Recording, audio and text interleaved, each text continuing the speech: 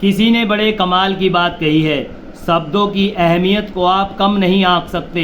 एक हाँ और एक ना की वजह से आपका पूरा जीवन बदल सकता है। नमस्कार दोस्तों, मैं जितेंद्र कुमार आज आपके लिए एक छोटी सी कहानी लेकर आया हूँ। ये कहानी एक राजा की है। उस राजा को सपनों का फल जानने में बड़ी दिलचस्पी रहा करती थी। वो राजा जब भी कोई सपना देखता था तो अगले दिन अपने विशेषज्ञों को बताया करता था कि आज मैंने सपने में ये देखा। इसीलिए इसी काम के लिए राजा ने अपने राज्य में कई सारे विशेषज्ञ रख रखे थे। तो राजा जब भी कोई सपना देखता था तो विशेषज्ञों को बताता था और विशेषज्ञ उस सपने का फल और उस सपने का अर्थ बताया करते थे। तो ऐसे ही काफ़ी समय से चलता आ रहा था। एक बार राजा को एक सपना दिखाई देता है। अगले दिन फिर राजा उस सपने के बारे में विशेषज्ञों से बात करता है, लेकिन कोई भी विशेषज्ञ उस सपने का सही अर्थ नहीं बता पाता। उस राजा को सपने में दिखाई देता है कि राजा के सारे दांत टूट जाते हैं, केवल एक दांत आगे वाला बड़ा वाला दांत रह जाता है। खैर, सारे विशेषज्ञ काफ़ी चर्चा करते हैं, लेकिन कोई भी इस सपने का सही अर्थ नहीं बता पाते। तो राजा काफ़ी परेशान हो जाता है। राजा को और ज़्यादा जिज्ञासा बढ़ जाती है इस सपने का अर्थ जानने के लिए। तब वहाँ पर उपस्थित विशेषज्ञों में से एक विशेषज्ञ कहता है कि महाराज, हमारे पड़ोसी राज्य में एक महात्मा रहते हैं जो काफ़ी ज्ञानी है। अगर आप उन्हें बुला लें तो वो आपके सपने का सही अर्थ बता सकते हैं। तो उन महात्मा को निमंत्रण भेजा जाता है और उन्हें पूरे राज्य के सम्मान के साथ राज्य में लाया जाता है, उनकी आव भगत की जाती है। तब राजा उन महात्मा से पूछता है कि महात्मा, मुझे जो सपना दिखाई दिया है आप उसका अर्थ बताएं कृपया। तब महात्मा कहते हैं, ठीक है राजन, आप मुझे अपना सपना बताओ। तब राजा अपना सपना बताता है कि किस तरह से सपने में उसके सारे दांत टूट जाते हैं, केवल आगे का एक बड़ा दांत रह जाता है। तब वो महात्मा कहते हैं, राजन, ये तो बहुत ही आसान है इस सपने का अर्थ। इस सपने का अर्थ बहुत आसान है राजन। आपके परिवार के सभी लोगों की मृत्यु हो जाएगी, केवल आप ही बचोगे और आप ही लंबी आयु को जी पाओगे। ये बात सुनकर राजा का दिमाग खराब हो जाता है।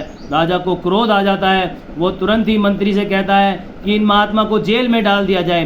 तब महात्मा कहते हैं, आप कैसे राजा हो? आप ही ने मुझे बुलाया, मुझसे सलाह ली और आप मुझे जेल में डाल रहे हो। तब राजा कहता है, ठीक है, कोई बात नहीं, तुम जेल में चलो। और राजा मंत्री को बुलाता है और कहता है कि पूरे राज्य में ऐलान कर दिया जाए कि जो भी मेरे सपने का सही अर्थ बताएगा मैं उसे खूब सारा धन दौलत सोना चांदी दूंगा। तब मंत्री पूरे राज्य में ऐलान करवा देता है। अगले दिन सुबह एक साधारण सा दिखने वाला लड़का आता है और वो कहता है कि राजन, मैं आपके सपने का अर्थ बताऊंगा। तब राजा कहते हैं, ठीक है, बताओ तुम मेरे सपने का अर्थ क्या बनता है। तब वो साधारण सा दिखने वाला लड़का कहता है कि महाराज, आपका सपना देखकर तो मुझे बड़ी खुशी हुई। आपके सपने को देखकर मुझे ऐसे लगा कि ऐसा सपना तो आज तक किसी ने देखा ही नहीं। तब राजा बड़ा खुश होता है और कहता है कि ऐसा मेरे सपने में क्या है, क्या देखा तुमने मेरे सपने में ऐसा? तब वो लड़का बताता है कि महाराज, आप इस राज्य में सबसे ज़्यादा राज्य करने वाले राजा बनोगे। सबसे लंबी उम्र तक आप ही इस राज्य में राजा करोगे और आपके परिवार में भी आपकी उम्र सबसे ज़्यादा लंबी होगी और आपकी छत्र छाया में हमारा राज्य खूब तरक्की करता चला जाएगा। राजा बड़ा खुश होता है। मंत्री से कहता है कि इसे वो सारा इनाम दे दिया जाए जिसकी हमने घोषणा करी थी। और वो साधारण सा दिखने वाला लड़का सारा इनाम लेकर वहाँ से निकल जाता है और वो उसी रास्ते से जा रहा होता है जहाँ पर उन महात्मा को जेल में बंद कर रखा होता है। महात्मा उस लड़के से पूछते हैं कि तुमने ऐसा राजन से क्या कहा जो तुम्हें तो खूब सारा इनाम दे दिया। तब वो लड़का कहता है कि महात्मा जी, मैंने तो राजा से केवल इतना ही कहा कि तुम इस राज्य में सबसे लंबी उम्र वाले राजा बनोगे, अपने परिवार में आपकी सबसे लंबी उम्र होगी। तब वो महात्मा कहते हैं, मैंने भी तो यही कहा था। तब वो लड़का कहता है, आपने कहा तो यही था, लेकिन आपका कहने का तरीका थोड़ा अलग था। आपने ये कहा था कि आपके पूरे परिवार की मृत्यु हो जाएगी, लेकिन मैंने ये कहा था कि आप अपने परिवार में सबसे ज़्यादा लंबी उम्र वाले व्यक्ति बनोगे और आपकी उम्र सबसे ज़्यादा लंबी होगी और राजा के रूप में भी आप सबसे ज़्यादा राज्य करोगे। तो आपके कहने का अर्थ थोड़ा अलग था और मैंने भी वही बात कही, लेकिन अर्थ दूसरा था। तो दोस्तों, इस कहानी का सार यही है कि हम बचपन में ही सीख जाते हैं कैसे बोलते हैं, लेकिन हम सारी उम्र ये नहीं सीख पाते कि हमें क्या बोलना है। शब्दों में बहुत बड़ा जादू होता है। यदि आपके शब्द ऐसे हैं, आपके शब्द ही सबको अपना बना लेंगे और आपके शब्द ही आपको सबका दुश्मन बना सकते हैं। तो हमेशा ऐसे शब्द बोलिए जो किसी को चुभे नहीं, हमेशा ऐसे शब्द बोलिए जो सबको अच्छे लगें।